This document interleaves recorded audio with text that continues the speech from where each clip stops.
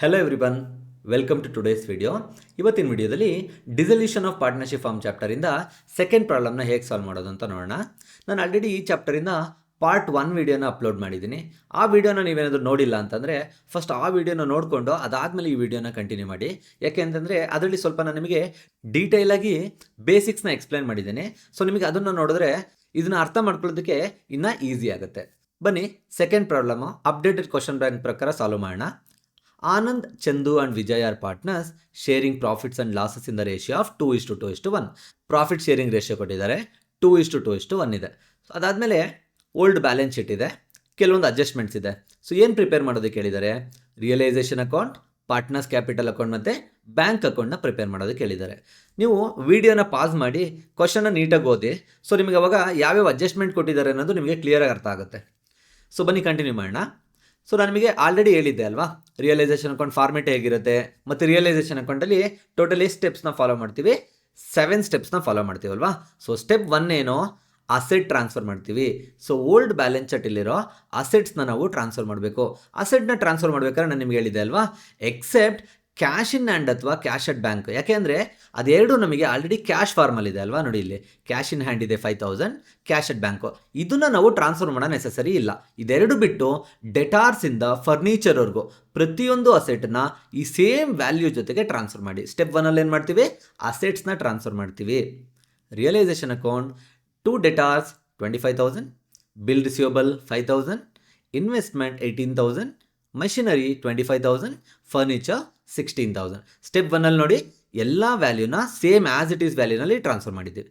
ಇದಾದಮೇಲೆ ಸ್ಟೆಪ್ 2ನಲ್ಲಿ ಏನು ಮಾಡ್ತೀವಿ ಅಂತಂದರೆ ಎಕ್ಸ್ಟರ್ನಲ್ ಲಯಬಿಲಿಟೀಸ್ನ ಐಡೆಂಟಿಫೈ ಮಾಡಬೇಕು. ಬನ್ನಿ ಲಯಬಿಲಿಟೀಸ್ ಎಲ್ಲ ನೋಡೋಣ. ಕ್ರೆಡಿಟಾರ್ಸ್ ಏನಾಗುತ್ತೆ? ಅದು ಓನರ್ ರಿಲೇಟೆಡ್ ಇನ್ಫಾರ್ಮೇಷನಾ? ಅಲ್ಲ ಅಲ್ವಾ. ಸೊ ಅದು ನಮಗೆ ಎಕ್ಸ್ಟರ್ನಲ್ ಲಯಬಿಲಿಟಿ. ಕ್ರೆಡಿಟಾರ್ ಒಂದಿದೆ. ನೆಕ್ಸ್ಟ್ ಆನಂದ್ಸ್ ಲೋನ್ 5,000 ಇದೆ. ಸೊ ಆನಂದ್ ಏನಿಲ್ಲಿ ನಮಗೆ ಪಾರ್ಟ್ನರ್ ಆಗ್ತಾನೆ, ಆನಂದ್ ಅಂತ ಇದೆ ಅಲ್ವಾ. ಸೊ ಹಾಗಾಗಿ ನಾವು ಆನಂದ್ಸ್ ಲೋನ್ನ ನಾವು ಎಕ್ಸ್ಟರ್ನಲ್ ಲಯಬಿಲಿಟಿ ಅಂತ ಕನ್ಸಿಡರ್ ಮಾಡ್ಬೋದು. ಯಾಕೆಂದರೆ ಈ 5,000ನ ನಾವು ಒನ್ ಆಫ್ ದ ಪಾರ್ಟ್ನರಿಂದನೇ ತೊಗೊಂಡಿರೋದು. ಸೊ ಅದರಿಂದ ಆನಂದ್ ಲೋನ್ ನಮಗೆ ಎಕ್ಸ್ಟರ್ನಲ್ ಲಯಬಿಲಿಟಿ ಆಗಲ್ಲ. ನೆಕ್ಸ್ಟ್ ಏನಿದೆ? ಬಿಲ್ಸ್ ಪೇಯಬಲ್ ಇದೆ. ಬಿಲ್ಸ್ ಪೇಯಬಲ್ ನಮಗೆ ಎಕ್ಸ್ಟರ್ನಲ್ ಲಯಬಿಲಿಟಿ ಆಗುತ್ತೆ, ಯಾಕೆಂದರೆ ಅದು ಓನರ್ ರಿಲೇಟೆಡ್ ಅಲ್ಲ. ಬ್ಯಾಂಕ್ ಲೋನ್ ಇದೆ. ಬ್ಯಾಂಕ್ ಲೋನ್ ಸಹ ನಮಗೆ ಎಕ್ಸ್ಟರ್ನಲ್ ಲಯಬಿಲಿಟಿ ಆಗುತ್ತೆ. ಸೊ ಕ್ರೆಡಿಟಾರ್ ಇದೆ, ಬಿಲ್ಸ್ ಪೇಯಬಲ್ ಇದೆ, ಬ್ಯಾಂಕ್ ಲೋನ್ ಇದೆ. ನೆಕ್ಸ್ಟು ಪ್ರಾಫಿಟ್ ಆ್ಯಂಡ್ ಲಾಸ್ ಅಕೌಂಟ್ನ ಕೊಟ್ಟಿದ್ದಾರೆ ಲಯಬಿಲಿಟಿ ಸೈಡಲ್ಲಿ. If they give profit and loss account in liability side, that is accumulated profit ಆಗುತ್ತೆ ನಮಗೆ. ಸೊ ಅದು ನಮಗೆ owner related information. Last year ಏನು ನಾವು ಪ್ರಾಫಿಟ್ನ ಅರ್ನ್ ಮಾಡಿದ್ದೀವಿ ಅದನ್ನು ನಾವಿನ್ನೂ ಡಿಸ್ಟ್ರಿಬ್ಯೂಟ್ ಮಾಡಿಲ್ಲ. ಸೊ ಹಾಗಾಗಿ ಅದು ಓನರ್ ರಿಲೇಟೆಡ್ ಇನ್ಫಾರ್ಮೇಷನ್ ಆಗುತ್ತೆ. ಅದನ್ನು ನಾವು ಎಕ್ಸ್ಟರ್ನಲ್ ಲಯಬಿಲಿಟಿ ಅಂತ ಕನ್ಸಿಡರ್ ಮಾಡೋದಕ್ಕಾಗಲ್ಲ. ಸೊ ಯಾವುದನ್ನು ಟ್ರಾನ್ಸ್ಫರ್ ಮಾಡಬೇಕು? Creditor, bills payable, bank loan as it is same value ಜೊತೆಗೆ. ಸೊ ರಿಯಲೈಸೇಷನ್ ಅಕೌಂಟಲ್ಲಿ creditor 15,000, bills payable 10,000, bank loan 8,000 rupees. So ಇಲ್ಲಿರೋ ಇನ್ಫಾರ್ಮೇಷನ್ ಎಲ್ಲ ರೆಕಾರ್ಡ್ ಮಾಡಿದ್ದು. ಸೊ ಇವೆರಡು ಸ್ಟೆಪ್ ಆದಮೇಲೆ ಸ್ಟೆಪ್ 1 ಏನು ಮಾಡಿದ್ವಿ? ಅಸೆಟ್ ಟ್ರಾನ್ಸ್ಫರ್ ಮಾಡಿದ್ವಿ. ಸ್ಟೆಪ್ 2 ಏನು ಮಾಡಿದ್ವಿ? ಲಯಬಿಲಿಟಿನ ಟ್ರಾನ್ಸ್ಫರ್ ಮಾಡಿದ್ವಿ, ಎಕ್ಸ್ಟರ್ನಲ್ ಲಯಬಿಲಿಟಿನ ಟ್ರಾನ್ಸ್ಫರ್ ಮಾಡಿದ್ವಿ ಅಲ್ವಾ. ನೆಕ್ಸ್ಟು ಸ್ಟೆಪ್ 3ನಲ್ಲಿ ಏನು ಮಾಡ್ತೀವಿ? ಅಸೆಟ್ಸ್ನ ನಾವು ರಿಯಲೈಸ್ ಮಾಡಬೇಕಾಗತ್ತೆ. ಅಂದರೆ ಅಸೆಟ್ನ ಸೆಲ್ ಮಾಡಿ ಕ್ಯಾಶ್ ಆಗಿ ಕನ್ವರ್ಟ್ ಮಾಡಬೇಕಾಗತ್ತೆ. A adjustment: assets realise debtor rupees 24,000, bill receivable rupees 4,000, investment rupees 15,000, machinery rupees 22,000 ಇದೆ. ಸೊ ಇದನ್ನು ನಾವು ಎಲ್ಲಿ ರೆಕಾರ್ಡ್ ಮಾಡಬೇಕಾಗತ್ತೆ? ರಿಯಲೈಸೇಷನ್ ಅಕೌಂಟಲ್ಲಿ ಕ್ರೆಡಿಟ್ ಸೈಡಲ್ಲಿ by bank account asset realised. ಯಾಕೆ? ನಾವು ಸೆಲ್ ಮಾಡಿದಾಗ ಏನು ಬರ್ತಾಯಿದೆ? ದುಡ್ಡು ಬರ್ತಾ ಇದೆ. ಓಲ್ಡ್ ಬ್ಯಾಲೆನ್ಸ್ ಶೀಟಲ್ಲಿ ನಮಗೆ ಕ್ಯಾಶ್ ಇನ್ ಹ್ಯಾಂಡ್ ಮತ್ತು ಕ್ಯಾಶ್ ಅಟ್ ಬ್ಯಾಂಕ್ ಎರಡೂ ಇದೆ. ಸೊ ಎರಡೂ ಇದ್ದಾಗ ನಾವೇನು ಕನ್ಸಿಡರ್ ಮಾಡ್ತೀವಿ? ಕ್ಯಾಶ್ ಅಟ್ ಬ್ಯಾಂಕ್ ಅಂತ. ಸಪೋಸ್ ಇಲ್ಲಿ ಕ್ಯಾಶ್ ಅಟ್ ಬ್ಯಾಂಕ್ ಇಲ್ಲ ಅಂತಂದರೆ ಬರೀ ಕ್ಯಾಶ್ ಇನ್ ಹ್ಯಾಂಡ್ ಅಂತ ಇದ್ದಿದ್ರೆ ಕ್ಯಾಶ್ ಅಕೌಂಟ್ನ ಪ್ರಿಪೇರ್ ಮಾಡ್ತಾ ಇದ್ವಿ. ಸೊ ಇಲ್ಲಿ ಬ್ಯಾಂಕ್ ಅಕೌಂಟ್ನ ಪ್ರಿಪೇರ್ ಮಾಡಬೇಕು. ಸೊ ಯಾವ ವ್ಯಾಲ್ಯೂ ತೊಗೊಳ್ತೀವಿ? ಈ ಅಡ್ಜಸ್ಟ್ಮೆಂಟಲ್ಲಿ ಏನು ವ್ಯಾಲ್ಯೂ ಇದೆ ಅಲ್ವಾ, ಆ್ಯಸ್ ಇಟ್ ಈಸ್ ಸೇಮ್ ಇನ್ಫಾರ್ಮೇಷನ್ನ ರೆಕಾರ್ಡ್ ಮಾಡಿ. ಸೊ ರಿಯಲೈಸೇಷನ್ ಅಕೌಂಟ್ ಏನಿದೆ? ಫಸ್ಟು ಡೆಟಾರ್ 24,000 ಇದೆ, ಬಿಲ್ ರಿಸೀವಬಲ್ 4,000 ಇದೆ, ಇನ್ವೆಸ್ಟ್ಮೆಂಟ್ 15,000 ಇದೆ, ಮಷಿನರಿ 22,000 ರುಪೀಸ್ ಇದೆ.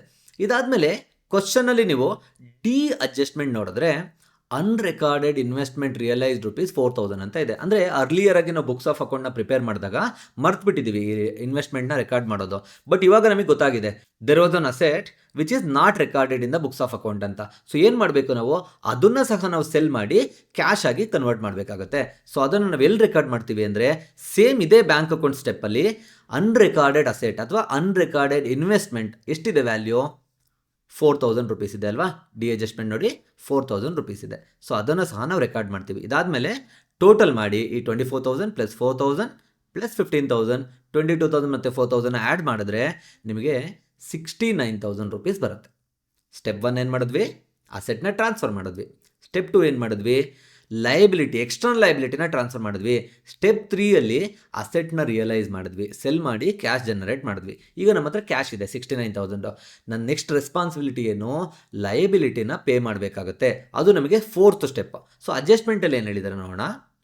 Creditors and bills payable are paid at a discount of 5% ಅಂತ ಕೊಟ್ಟಿದ್ದಾರೆ. ಇಲ್ಲಿ ನಮಗೆ ಯಾವ್ಯಾವ ಥರ್ಡ್ ಪಾರ್ಟಿ ಲಯಬಿಲಿಟಿ ಇದೆ, ಕ್ರೆಡಿಟಾರ್ ಇದೆ, ಬಿಲ್ಸ್ ಪೇಯಬಲ್ ಇದೆ, ಬ್ಯಾಂಕ್ ಲೋನ್ ಇದೆ. ಅಡ್ಜಸ್ಟ್ಮೆಂಟಲ್ಲಿ ನಮಗೆ ಎರಡೆರಡು ಮಾತ್ರ ಇನ್ಫಾರ್ಮೇಷನ್ ಕೊಟ್ಟಿದ್ದಾರೆ. ಈ ಬ್ಯಾಂಕ್ ಲೋನಿಗೆ ಏನು ಇನ್ಫಾರ್ಮೇಷನ್ ಇಲ್ಲ. ಹಂಗಾದ್ರೆ ನಾವು ಅದನ್ನು ಪೇ ಮಾಡಬೇಕಾ ಮಾಡಬಾರ್ದಾ? ಮಾಡಬೇಕಾಗುತ್ತೆ.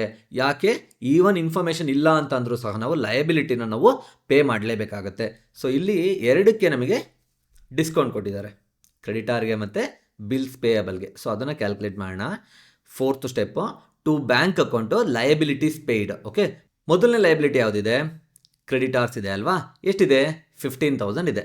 ಬಟ್ ಇಲ್ಲಿ ಡಿಸ್ಕೌಂಟ್ ಎಷ್ಟು ಕೊಟ್ಟಿದ್ದಾರೆ, 5% ಡಿಸ್ಕೌಂಟ್ ಅಲ್ವಾ. ಸೊ ಕ್ರೆಡಿಟಾರ್ಸ್ 15,000 ಮೈನಸ್ 5% ಮಾಡಿದ್ರೆ 14,250 ರೂಪೀಸ್ ಸಿಗುತ್ತೆ.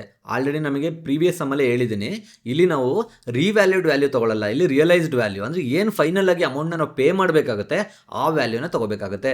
ಕೆಲವೊಂದ್ಸಲ ಸ್ಟೂಡೆಂಟ್ ಏನು ಮಾಡ್ತಾರೆ, 15,000 ಇಂಟು 5/100 ಮಾಡ್ತಾರೆ, 750 ರೂಪೀಸ್ ಬರುತ್ತಲ್ವಾ, ಆ 750ನ ತೋರಿಸ್ತಾರೆ.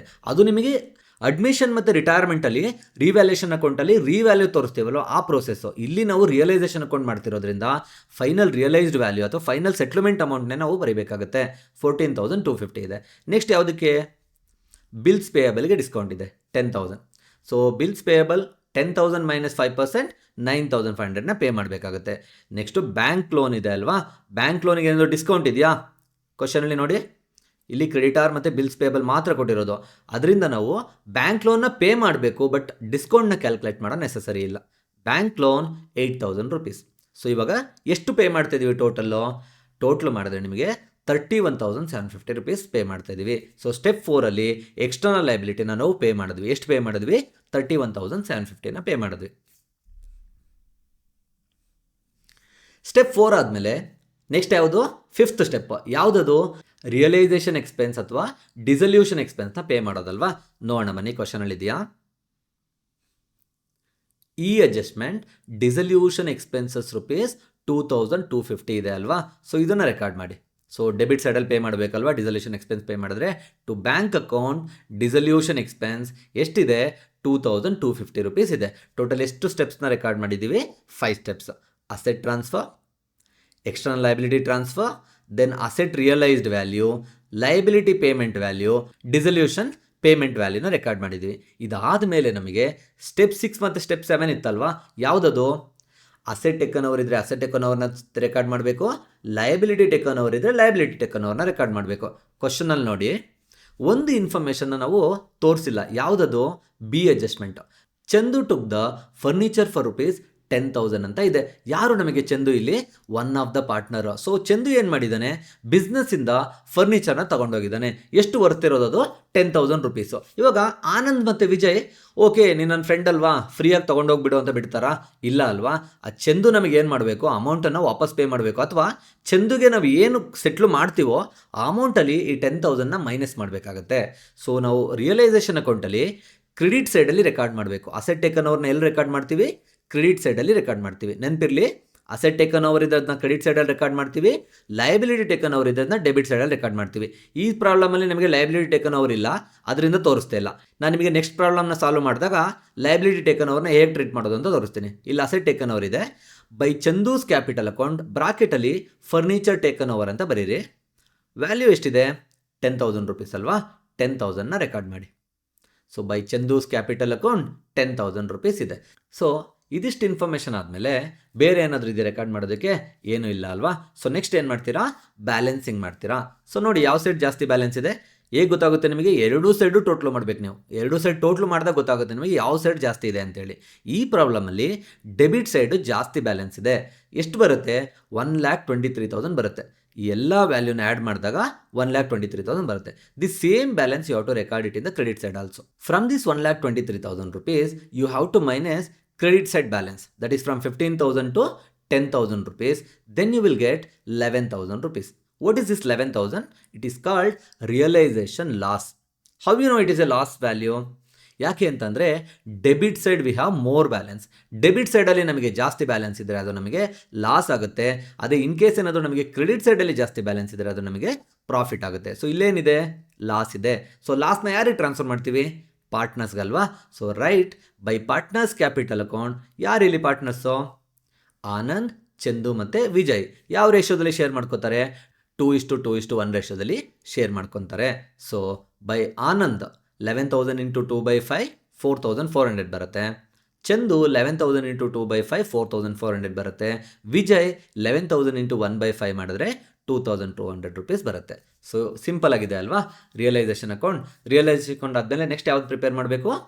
Partners capital account. So partners capital account format again ಇಲ್ಲೂ ಡೆಬಿಟ್ ಮತ್ತು ಕ್ರೆಡಿಟ್ನ ಮೆನ್ಷನ್ ಮಾಡೋದನ್ನ ಮರಿಬೇಡಿ. ಸೊ ಇವಾಗ ಕ್ಯಾಪಿಟಲ್ ಅಕೌಂಟ್ ಏನು ಬ್ಯಾಲೆನ್ಸ್ ತೋರಿಸುತ್ತೆ? ಇದು ಕ್ರೆಡಿಟ್ ಬ್ಯಾಲೆನ್ಸ್ ಅಲ್ವಾ. ಸೊ ಕ್ವಶನಲ್ಲಿ ಪಾರ್ಟ್ನರ್ಸ್ ಕ್ಯಾಪಿಟಲ್ ಎಷ್ಟಿದೆ? 20,000 20,000 ಮತ್ತು 10,000 ಇದೆ. So by balance brought down 20,000 20,000 ಮತ್ತು 10,000 rupeesನ ರೆಕಾರ್ಡ್ ಮಾಡಿ. ಇದಾದಮೇಲೆ ರಿಯಲೈಸೇಷನ್ ಅಕೌಂಟ್ ಆಲ್ರೆಡಿ ಪ್ರಿಪೇರ್ ಮಾಡಿದ್ದೀವಿ ಅಲ್ವಾ. ಲಾಸ್ ಇದೆಯಾ, ಪ್ರಾಫಿಟ್ ಇದೆಯಾ? ಲಾಸ್ ಇದೆ. ಈ ಲಾಸ್ನ ನಾವು ಟ್ರಾನ್ಸ್ಫರ್ ಮಾಡಬೇಕಾಗತ್ತೆ. ಸೊ ಇವಾಗ ಲಾಸ್ನ ನಾವು ಟ್ರಾನ್ಸ್ಫರ್ ಮಾಡಿದ್ರೆ ಪಾರ್ಟ್ನರ್ಸ್ ಕ್ಯಾಪಿಟಲ್ ಏನಾಗುತ್ತೆ? ಇನ್ಕ್ರೀಸ್ ಆಗುತ್ತಾ? ಇಲ್ಲ. ಲಾಸ್ ಕೊಟ್ಟರೆ ಕ್ಯಾಪಿಟಲ್ ಬ್ಯಾಲೆನ್ಸ್ ಡಿಕ್ರೀಸ್ ಆಗುತ್ತೆ. ಅದನ್ನು ನಾವು ಡೆಬಿಟಲ್ಲಿ ರೆಕಾರ್ಡ್ ಮಾಡಬೇಕು. ಕ್ಯಾಪಿಟಲ್ ಬ್ಯಾಲೆನ್ಸ್ ಇನ್ಕ್ರೀಸ್ ಆದರೆ ಕ್ರೆಡಿಟಲ್ಲಿ ಬರುತ್ತೆ. ಅದೇ ಕ್ಯಾಪಿಟಲ್ ಬ್ಯಾಲೆನ್ಸ್ ಡಿಕ್ರೀಸ್ ಆದರೆ ಡೆಬಿಟಲ್ಲಿ ರೆಕಾರ್ಡ್ ಮಾಡಬೇಕು. ಟು ರಿಯಲೈಸೇಷನ್ ಅಕೌಂಟ್ ಎಷ್ಟು ಬರುತ್ತೆ? ಆಲ್ರೆಡಿ ಗೊತ್ತಿದೆ ಅಲ್ವಾ. 4,400 ಮತ್ತು 2,200 rupees ಬರುತ್ತೆ. 4,400 ಮತ್ತು ಚಂದುಗೆ 4,400, ವಿಜಯ್ಗೆ 2,200 rupees ಬರುತ್ತೆ. ಇದಾದಮೇಲೆ ಓಲ್ಡ್ ಬ್ಯಾಲೆನ್ಸ್ ಶೀಟಲ್ಲಿ ಜನರಲ್ ರಿಸರ್ವ್ ಅಥವಾ ರಿಸರ್ವ್ ಫಂಡ್ ಇದೆಯಾ ನೋಡಿ. ಲಯಬಿಲಿಟಿ ಸೈಡಲ್ಲಿ ಇದೆಯಾ? ಇಲ್ಲ. ಸೊ ಜನರಲ್ ರಿಸರ್ವ್ ಇಲ್ಲ ಅಥವಾ ರಿಸರ್ವ್ ಫಂಡ್ ಇಲ್ಲ. ಸೊ ಏನು ಮಾಡಬೇಕು? ಇಗ್ನೋರ್ ಮಾಡಿ, ಅದನ್ನ ರೆಕಾರ್ಡ್ ಮಾಡೋ ನೆಸೆಸರಿ ಇಲ್ಲ. ನೆಕ್ಸ್ಟ್ ಏನಿದೆ? Important information. ಇನ್ ಕೇಸ್ ಏನಾದರೂ profit and loss account asset ಸೈಡಲ್ಲಿ ಅಥವಾ ಲಯಬಿಲಿಟಿ ಸೈಡಲ್ಲಿ ಇದೆಯಾ ಅಂತ ನೋಡಿ. ಅಸೆಟ್ ಸೈಡಲ್ಲಿ ಇದೆಯಾ? ಇಲ್ಲ. ಲಯಬಿಲಿಟಿ ಸೈಡಲ್ಲಿ ಇದೆಯಾ? ಇದೆ. ಏನಿದು? ಲಯಬಿಲಿಟಿ ಸೈಡಲ್ಲಿ P&L ಅಕೌಂಟ್ ಇದ್ದರೆ ಅಕ್ಯುಮುಲೇಟೆಡ್ ಪ್ರಾಫಿಟ್ ಆಗುತ್ತೆ. ಸೊ ಈ ಪ್ರಾಫಿಟ್ನ ನಾವೇನು ಮಾಡಬೇಕು? ಪಾರ್ಟ್ನರ್ಸ್ಗೆ ಟ್ರಾನ್ಸ್ಫರ್ ಮಾಡಬೇಕಾಗುತ್ತೆ. ಸೊ ಇವಾಗ ಪ್ರಾಫಿಟ್ನ ನಾವು ಪಾರ್ಟ್ನರ್ಸಿಗೆ ಕೊಟ್ಟರೆ ಅವ್ರ ಕ್ಯಾಪಿಟಲ್ ಬ್ಯಾಲೆನ್ಸ್ ಏನಾಗುತ್ತೆ? ಇನ್ಕ್ರೀಸ್ ಆಗುತ್ತೆ. ಸೊ ಯಾವ ಸೈಡ್ ರೆಕಾರ್ಡ್ ಮಾಡಬೇಕು? Credit side. By profit and loss account ಎಷ್ಟಿದೆ? 22,000 ಇದೆ. ಯಾವ ರೇಷೋದಲ್ಲಿ ಕೊಡಬೇಕು? 2:1 ರೇಷೋದಲ್ಲಿ. ಸೊ 22,000 ಇಂಟು 2/5 ಮಾಡಿದ್ರೆ 8,800 ಬರುತ್ತೆ. ಎಗೇನ್ 22,000 ಇಂಟು 2/5 ಮಾಡಿದ್ರೆ 8,800. 22,000 ಇಂಟು 1/5 ಮಾಡಿದ್ರೆ ವಿಜಯ್ಗೆ 4,400 rupees ಬರುತ್ತೆ. ಓಪನಿಂಗ್ ಬ್ಯಾಲೆನ್ಸ್ನ ರೆಕಾರ್ಡ್ ಮಾಡಿದ್ವಿ, ರಿಯಲೈಸೇಷನ್ ಲಾಸ್ನ ರೆಕಾರ್ಡ್ ಮಾಡಿದ್ವಿ, ಮತ್ತು ಪ್ರಾಫಿಟ್ನ ಟ್ರಾನ್ಸ್ಫರ್ ಮಾಡಿದ್ವಿ. ಇದಾದಮೇಲೆ ಜಸ್ಟ್ ನಿಮಗೆ ಇನ್ನೆರಡು ಇನ್ಫಾರ್ಮೇಷನ್ ಮ್ಯಾಕ್ಸಿಮಮ್ ಬಂದರೆ ಯಾವುದದು? ಅಸೆಟ್ ಟೇಕನ್ ಓವರ್ ಇದ್ದರೆ ಅಸೆಟ್ ಟೇಕನ್ ಓವರ್ ಬರುತ್ತೆ, ಲಯಬಿಲಿಟಿ ಟೇಕನ್ ಓವರ್ ಇದ್ದರೆ ಲಯಬಿಲಿಟಿ ಟೇಕನ್ ಓವರ್ ಬರುತ್ತೆ. ಈ ಕ್ವಶನಲ್ಲಿ ಲಯಬಿಲಿಟಿ ಟೇಕನ್ ಓವರ್ ಇದೆಯಾ? ಇಲ್ಲ. ಸೊ ಉಳಿದಿದ್ದು ಯಾವ ಇನ್ಫಾರ್ಮೇಷನು? ಅಸೆಟ್ ಟೇಕನ್ ಓವರ್ನ ಬರೀಬೇಕು. ಇವಾಗ ಕ್ವಶನಲ್ಲಿ one of the partner took over the furniture ₹10,000 ಅಲ್ವಾ. ಸೊ ಇವಾಗ ಚಂದು 10,000 rupees ಫರ್ನಿಚರ್ನ ತೊಗೊಂಡೋಗಿದ್ದಾನೆ ಅಂತಂದರೆ ಅವ್ನ ಕ್ಯಾಪಿಟಲ್ ಬ್ಯಾಲೆನ್ಸ್ ಏನಾಗುತ್ತೆ? ಈಗ ಸಪೋಸ್ ಬಿಸ್ನೆಸ್ ಅವನಿಗೆ 40,000 ಕೊಡಬೇಕಿತ್ತು ಅಂತ ಅಂದ್ಕೊಳ್ಳಿ. ಅವನು ಒಂದು ಫರ್ನಿಚರ್ನ 10,000 rupeesನ ತೊಗೊಂಡೋಗಿದ್ದಾನೆ ಅಂತಂದರೆ ಅವ್ನ ಕ್ಯಾಪಿಟಲ್ ಬ್ಯಾಲೆನ್ಸ್ ಎಷ್ಟು ಉಳ್ಕೊಳ್ಳುತ್ತೆ? 30,000 ಉಳ್ಕೊಳ್ಳುತ್ತಲ್ವಾ. ಅಂದರೆ ಅಸೆಟ್ ಟೇಕನ್ ಓವರ್ ಇದ್ದರೆ ಏನಾಗುತ್ತೆ? ಕ್ಯಾಪಿಟಲ್ ಬ್ಯಾಲೆನ್ಸ್ ಡಿಕ್ರೀಸ್ ಆಗುತ್ತೆ. ಸೊ ಕ್ಯಾಪಿಟಲ್ ಬ್ಯಾಲೆನ್ಸ್ ಡಿಕ್ರೀಸ್ ಆದರೆ ಯಾವ ಸೈಡ್ ರೆಕಾರ್ಡ್ ಮಾಡಬೇಕು? ಡೆಬಿಟ್ ಸೈಡಲ್ಲಿ ಅಲ್ವಾ. ಟು ರಿಯಲೈಸೇಷನ್ ಅಕೌಂಟ್ ಏನಿದು? ಅಸೆಟ್ ಟೇಕನ್ ಓವರ್, ಆ ಫರ್ನಿಚರ್ ಟೇಕನ್ ಓವರ್ ಮಾಡಿದಾನಲ್ಲ ಅದು ಯಾರು ತೊಗೊಂಡೋಗಿರೋದು? ಚಂದು ಅಲ್ವಾ. ರೈಟ್. 10,000 rupees ಚಂದು ಕಾಲ. ಇಷ್ಟೇ ಇನ್ಫಾರ್ಮೇಷನು. ಪಾರ್ಟ್ನರ್ಸ್ ಕ್ಯಾಪಿಟಲ್ ಅಕೌಂಟಲ್ಲಿ ಬೇರೆ ಏನೂ ಬರೋದಿಲ್ಲ. ನೆಕ್ಸ್ಟ್ ಏನು ಮಾಡ್ತೀವಿ? ಸಿಂಪಲ್ಲಾಗಿ ಬ್ಯಾಲೆನ್ಸಿಂಗ್ ಮಾಡ್ತೀವಿ. Credit side we have more balance. Anand 28,800, Chandu 28,800, Vijay 14,400. ಈ ಸೇಮ್ ಇನ್ಫಾರ್ಮೇಷನ್ನ ಡೆಬಿಟ್ ಸೈಡಲ್ಲಿ ಸಹ ರೆಕಾರ್ಡ್ ಮಾಡಿ. 28,800 ಮತ್ತು 14,400. ಈಗೊಂದು ಇಂಪಾರ್ಟೆಂಟ್ ಇನ್ಫಾರ್ಮೇಷನ್ ಎಗೇನ್ ರಿಮೈಂಡ್ ಮಾಡ್ತಾ ಇದ್ದೀನಿ. ಅಡ್ಮಿಷನ್ ಮತ್ತು ರಿಟೈರ್ಮೆಂಟಲ್ಲಿ ನಿಮಗೆ ಹ್ಯಾಬಿಟ್ ಆಗಿದೆ. ಏನು ಹ್ಯಾಬಿಟ್ ಆಗಿದೆ? ಪಾರ್ಟ್ನರ್ಸ್ ಕ್ಯಾಪಿಟಲ್ ಅಕೌಂಟ್ನ ಕ್ಲೋಸ್ ಮಾಡುವಾಗ ಟು ಬ್ಯಾಲೆನ್ಸ್ ಕ್ಯಾರಿಡ್ ಡೌನ್ ಅಂತ ಬರೀತೀರಾ. ಬಟ್ ಇಲ್ಲಿ ಡಿಸಲ್ಯೂಷನ್ ಅಕೌಂಟ್, ಇಲ್ಲಿ ನಮಗೆ ಕ್ಲೋಸಿಂಗ್ ಬ್ಯಾಲೆನ್ಸ್ನ ಓಪನಿಂಗ್ ಬ್ಯಾಲೆನ್ಸ್ ಆಗಿ ತೋರಿಸೋದಕ್ಕಾಗಲ್ಲ. ಯಾಕೆಂದರೆ ಬಿಸ್ನೆಸ್ ಕಂಟಿನ್ಯೂಟಿ ಇಲ್ಲ. ಇಲ್ಲಿ ಬಿಸ್ನೆಸ್ ಶಟ್ ಡೌನ್ ಆಗ್ತಾ ಇದೆ ಅಲ್ವಾ. ಅದರಿಂದ ಕ್ಯಾರಿ ಡೌನ್ನ ತೋರಿಸಬಾರ್ದು. ನಾವು ಟು ಬ್ಯಾಂಕ್ ಅಕೌಂಟ್ನ ತೋರಿಸ್ಬೇಕಾಗುತ್ತೆ. ಏನೇ ಬ್ಯಾಲೆನ್ಸಿಂಗ್ ಫಿಗರ್ ಬಂದರೂ ಅಮೌಂಟನ್ನು ನಾವು ಸೆಟ್ಲ್ ಮಾಡಬೇಕು. ಯಾರಿಗೆ ಸೆಟ್ಲ್ ಮಾಡಬೇಕು? ಪಾರ್ಟ್ನರ್ಸ್ಗೆ ನಾವು ಸೆಟ್ಲ್ ಮಾಡಬೇಕಾಗುತ್ತೆ. ಸೊ ಆನಂದಿಗೆ ಎಷ್ಟಿದೆ ಇಲ್ಲಿ ಬ್ಯಾಲೆನ್ಸ್ ಮಾಡಿದ್ರೆ 28,800 minus 4,400 24,400. Chandu 28,800 4,400 realisation loss, 10,000 furniture taken over ಆಗಿರೋದನ್ನ ಮೈನಸ್ ಮಾಡಿದ್ರೆ 14,400 ಬರುತ್ತೆ. ವಿಜಯ್ಗೆ 14,400 2,200 ಲಾಸ್ನ ಮೈನಸ್ ಮಾಡಿದ್ರೆ 12,200 ರುಪೀಸ್ ಬರುತ್ತೆ. ಇಷ್ಟು ಮಾಡಿದ್ರೆ ಪಾರ್ಟ್ನರ್ಸ್ ಕ್ಯಾಪಿಟಲ್ ಅಕೌಂಟ್ ಸಹ ಕಂಪ್ಲೀಟ್ ಆಯಿತು. ಸೊ ರಿಯಲೈಸೇಷನ್ ಅಕೌಂಟಲ್ಲಿ ಪಾರ್ಟ್ನರ್ಸ್ ಕ್ಯಾಪಿಟಲ್ ಅಕೌಂಟಲ್ಲಿ ಏನು ಮಿಸ್ಟೇಕ್ ಇಲ್ಲ ಅಂತಂದರೆ ಬ್ಯಾಂಕ್ ಅಕೌಂಟ್ನ ಈಸಿಯಾಗಿ ಕ್ಲಿಯರ್ ಮಾಡ್ಬೋದು. ಯಾಕೆ ಅಂತಂದರೆ ಇಲ್ಲಿ ಏನು ಇನ್ಫಾರ್ಮೇಷನ್ ರೆಕಾರ್ಡ್ ಮಾಡಿದ್ದೆ ಅದನ್ನೇ ತಾನೇ ನಾವು ಅಲ್ಲಿ ಟ್ರಾನ್ಸ್ಫರ್ ಮಾಡೋದು. ಹಂಗಾಗಿ ಇಲ್ಲಿ ಇವೆರಡು ಅಕೌಂಟ್ ಕರೆಕ್ಟ್ ಆಗಿದ್ರೆ ಬ್ಯಾಂಕ್ ಅಕೌಂಟ್ ಈಸಿಯಾಗಿ ಟ್ಯಾಲಿ ಆಗುತ್ತೆ. ಸೊ ಬ್ಯಾಂಕ್ ಅಕೌಂಟ್ ಏನು ಅಕೌಂಟ್ ನಮಗೆ ಅಸೆಟ್ ಅಕೌಂಟ್ ಓಪನಿಂಗ್ ಬ್ಯಾಲೆನ್ಸ್ನ ಎಲ್ಲಿ ತೋರಿಸ್ಬೇಕು ನಾವು ಡೆಬಿಟ್ ಸೈಡಲ್ಲಿ ತೋರಿಸ್ಬೇಕಲ್ವಾ. ಸೊ ಕ್ಯಾಶ್ ಅಟ್ ಬ್ಯಾಂಕ್ ಎಷ್ಟಿದೆ ನೋಡಿ, ಇಲ್ಲಿ 16,000 ಇದೆ. ಬ್ಯಾಂಕ್ ಅಕೌಂಟ್ ಪ್ರಿಪೇರ್ ಮಾಡ್ತಾ ಇರೋದ್ರಿಂದ ಕ್ಯಾಶ್ ಅಟ್ ಬ್ಯಾಂಕ್ನ ನಾವು ಓಪನಿಂಗ್ ಬ್ಯಾಲೆನ್ಸ್ ಅಂತ ತಗೊಳ್ತಾ ಇದ್ದೀನಿ.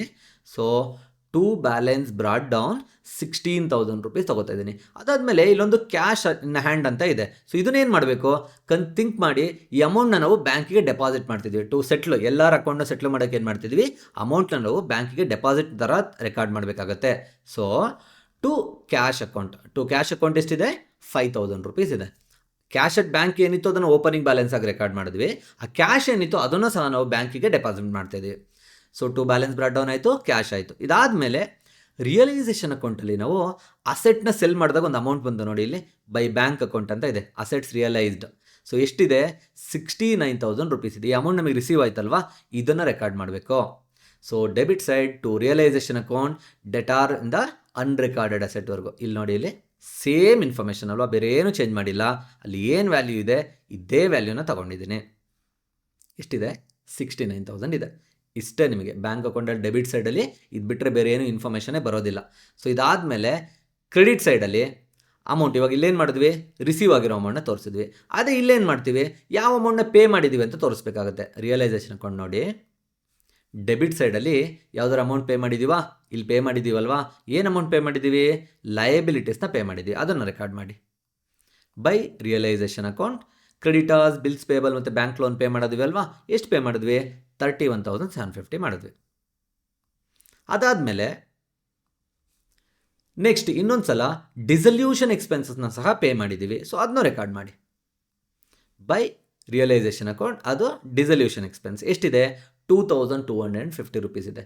ಈ ಪ್ರಾಬ್ಲಮಲ್ಲಿ ಇನ್ನೊಂದು ದಿ ಮೋಸ್ಟ್ ಇಂಪಾರ್ಟೆಂಟ್ ಇನ್ಫಾರ್ಮೇಷನ್ನು, ನೀವು ಇದನ್ನು ಆ್ಯಕ್ಚುಲಿ ನೀವು ಕ್ವಶನ್ನ ಓದಬೇಕಾದ್ರೆ ಚಿಕ್ಕದಾಗಿ ಪೆನ್ಸಿಲಲ್ಲಿ ಅಂಡರ್ಲೈನ್ ಮಾಡ್ಕೊಳ್ಳಿ. ಏನನ್ನು ಆನಂದ್ಸ್ ಲೋನ್ನ ಇದುವರೆಗೂ ನೋಡಿ ರಿಯಲೈಸೇಷನ್ ಅಕೌಂಟಲ್ಲೂ ನಾವು ತೋರಿಸಿಲ್ಲ, ಪಾರ್ಟ್ನರ್ಸ್ ಕ್ಯಾಪಿಟಲ್ ಅಕೌಂಟಲ್ಲೂ ತೋರಿಸಿಲ್ಲ. ಯಾಕೆಂದರೆ ಅದು ಪಾರ್ಟ್ನರ್ ರಿಲೇಟೆಡ್ ಇನ್ಫಾರ್ಮೇಷನ್ ಆಗಿತ್ತು. ಸೊ ಇವಾಗ ಎಲ್ಲರದು ಎಕ್ಸ್ಟರ್ನಲ್ ಲಯಬಿಲಿಟಿ ಎಲ್ಲ ಪೇ ಮಾಡಾದಮೇಲೆ ಅಮೌಂಟ್ ಉಳ್ಕೊಂಡ್ರೆ ನಾವು ಪಾರ್ಟ್ನರಿಂದ ಏನು ಅಮೌಂಟ್ನ ತೊಗೊಂಡಿದ್ದೀವಿ, ಏನು ಲೋನ್ನ ತೊಗೊಂಡಿದ್ದೀವಿ ಅವನಿಗೂ ಸಹ ನಾವು ಪೇ ಮಾಡಬೇಕಾಗತ್ತೆ. ಸೊ ಆನಂದ್ ಲೋನ್ ಎಷ್ಟು ಪೇ ಮಾಡಬೇಕು, ನಾವು 5,000ನ ಪೇ ಮಾಡಬೇಕು. ಬ್ಯಾಂಕ್ ಅಕೌಂಟಲ್ಲಿ ಬೈ ಆನಂದ್ಸ್ ಲೋನ್ 5,000 ರುಪೀಸ್ನ ರೆಕಾರ್ಡ್ ಮಾಡಿ. ಸೊ ತುಂಬಾ ಇಂಪಾರ್ಟೆಂಟ್ ಇದು, ಯಾಕೆಂದರೆ ಎಲ್ಲೂ ರೆಕಾರ್ಡ್ ಮಾಡಿರಲ್ಲ. ಇದೊಂದು ಇನ್ಫಾರ್ಮೇಷನ್ ಮಿಸ್ ಮಾಡಿದ್ರೆ ನಿಮಗೆ ಎರಡೂ ಕಡೆ ಟ್ಯಾಲಿ ಆಗೋದಿಲ್ಲ, ಅಟ್ಲೀಸ್ಟ್ 1 or 2 ಮಾರ್ಕ್ಸ್ನ ಮಿಸ್ ಮಾಡ್ಕೋತೀರಾ. ಸೊ ಅಲ್ಲೊಂದು ಚಿಕ್ಕದಾಗಿ ಅಂಡರ್ಲೈನ್ ಮಾಡಿದರೆ ಮತ್ತೆ ಕ್ರಾಸ್ ಚೆಕ್ ಮಾಡ್ಕೊಳ್ಳೋದಕ್ಕೆ ಈಸಿ ಆಗುತ್ತೆ ನಿಮಗೆ. ಸೊ ಬೈ ಆನಂದ್ಸ್ ಲೋನ್ 5,000 ರುಪೀಸ್ ಆದಮೇಲೆ ಪಾರ್ಟ್ನರ್ಸ್ ಕ್ಯಾಪಿಟಲ್ ಅಕೌಂಟ್ ನೋಡಿ, ಕ್ರೆಡಿಟ್ ಸೈಡಲ್ಲಿ ಯಾವ್ದಾದ್ರು ಬ್ಯಾಂಕ್ ರಿಸೀವ್ ಆಗಿದೆಯಾ ಮನಿ, ಇಲ್ಲ. ಬಟ್ ಇಲ್ಲೇನು ಮಾಡಿದ್ದೀವಿ, ಡೆಬಿಟಲ್ಲಿ ಅಮೌಂಟನ್ನು ಪೇ ಮಾಡಿದ್ದೀವಿ 3 ಜನ ಪಾರ್ಟ್ನರ್ಗೆ. ಸೊ ಅದನ್ನು ನಾವು ರೆಕಾರ್ಡ್ ಮಾಡಬೇಕಲ್ವಾ. ಎಸ್, ಆನಂದ್ ಎಷ್ಟಿದೆ 24,400, ಚಂದು ಎಷ್ಟಿದೆ 14,400, ವಿಜಯ್ ಎಷ್ಟಿದೆ 12,200. So record by Anand's capital 24,400, by Chandu's capital 24,400, by Vijay's capital account 12,200. ಇಲ್ಲೇನೋ ಲೆಕ್ಕ ಮಾಡಿದ್ದೀವಾ, ಇಲ್ಲ. ಆಲ್ರೆಡಿ ನಾವು ಏನು ಪಾರ್ಟ್ನರ್ಸ್ ಕ್ಯಾಪಿಟಲ್ ಅಕೌಂಟಲ್ಲಿ ಬ್ಯಾಲೆನ್ಸಿಂಗ್ ಫಿಗರ್ಸ್ ಇತ್ತೋ ಅದನ್ನೇ ನಾವಿಲ್ಲಿ ರೆಕಾರ್ಡ್ ಮಾಡಿರೋದು. ಇದಾದಮೇಲೆ ಏನು ಮಾಡಬೇಕು, ಜಸ್ಟ್ ಟೋಟ್ಲ್ ಮಾಡಿ, ಡೆಬಿಟ್ ಸೈಡ್ ಟೋಟ್ಲ್ ಮಾಡಿದ್ರೆ ನಿಮಗೆ 90,000 ಬರುತ್ತೆ, ಕ್ರೆಡಿಟ್ ಸೈಡ್ ಟೋಟ್ಲ್ ಮಾಡಿದ್ರು 90,000 ಬರುತ್ತೆ. ಇಲ್ಲಿ ಯಾವುದೇ ರೀತಿ ಬ್ಯಾಲೆನ್ಸಿಂಗ್ ಮಾಡೋ ನೆಸೆಸರಿ ಇಲ್ಲ. ಸೊ ಈಸಿಯಾಗಿದೆ ಅಲ್ವಾ. ನನ್ನ ಪ್ರಕಾರ ಡಿಸಲ್ಯೂಷನ್ ನಿಮಗೆ ಅಡ್ಮಿಷನ್ ಮತ್ತು ರಿಟೈರ್ಮೆಂಟ್ಗಿನ ಈಸಿಯಾಗಿದೆ. ಯಾಕೆ ಅಂತಂದರೆ ಇಲ್ಲಿ ಎರಡು ಡಿಫ್ರೆಂಟ್ ಮೆಥಡ್ನ ಕಲಿಯೋ ನೆಸೆಸರಿ ಇಲ್ಲ. PDD ಅಡ್ಜಸ್ಟ್ಮೆಂಟ್ಸ್ ಇರಲ್ಲ, ಗುಡ್ವಿಲ್ ಅಡ್ಜಸ್ಟ್ಮೆಂಟ್ ಇರಲ್ಲ. ಸೊ ತುಂಬ ಸಿಂಪಲ್ ಆಗಿರುತ್ತೆ. ಜಸ್ಟ್ ನೀವು ಜಾಸ್ತಿ ಪ್ರಾಬ್ಲಮ್ಸ್ನ ಸಾಲ್ವ್ ಮಾಡಿ. ನಿಮ್ಗೆ ಯಾವುದಾದ್ರೂ ಪರ್ಟಿಕ್ಯುಲರ್ ಪ್ರಾಬ್ಲಮ್ ಅರ್ಥನೇ ಆಗ್ತಾ ಇಲ್ಲ ಅಂತಂದರೆ ಅದನ್ನು ರೆಫರ್ ಮಾಡಿ ಕ್ವಶನ್ ಬ್ಯಾಂಕಿಂದ, ನಾನು ನಿಮಗೆ ಅದನ್ನು ಸಾಲ್ವ್ ಮಾಡಿ ಎಕ್ಸ್ಪ್ಲೈನ್ ಮಾಡ್ತೀನಿ. ತುಂಬಾ ಸಿಂಪಲ್ ಆಗಿದೆ, ಈಸಿಯಾಗಿದೆ. ನೀವು ಇದರಲ್ಲಿ 12 ಮಾರ್ಕ್ಸ್ನ ಸ್ಕೋರ್ ಮಾಡ್ಬೋದು, ಅಥವಾ ನಿಮ್ಮ ಲಾಕರಲ್ಲಿ ಸೇಫಾಗಿ ಇಟ್ಕೊಬೋದು ಈ 12 ಮಾರ್ಕ್ಸ್ನ ಫೈನಲ್ ಎಕ್ಸಾಮ್ವರೆಗೂ. Thank you for watching the video. Next ವಿಡಿಯೋದಲ್ಲಿ ಸಿಗೋಣ. ನಿಮಗೆ ನಾನು ಮಾಡ್ತಿರೋ ವಿಡಿಯೋ ಅರ್ಥ ಆಗ್ತಿದ್ರೆ, ಇಷ್ಟ ಆಗ್ತಿದ್ರೆ ಫ್ರೆಂಡ್ಸ್ ಜೊತೆ ವಿಡಿಯೋಗಳನ್ನ ಶೇರ್ ಮಾಡಿ, ಕಾಮೆಂಟಲ್ಲಿ ಮೆನ್ಷನ್ ಮಾಡಿ, ನಿಮ್ಗೆ ಏನು ಅನ್ನಿಸ್ತಾ ಇದೆ ಒಪಿನಿಯನ್ನ ಮೆನ್ಷನ್ ಮಾಡಿ. ಅದ್ರ ಜೊತೆಗೆ ಚಾನಲ್ನ ಸಬ್ಸ್ಕ್ರೈಬ್ ಮಾಡೋದನ್ನ ಮರಿಬೇಡಿ. Thank you so much for watching the video.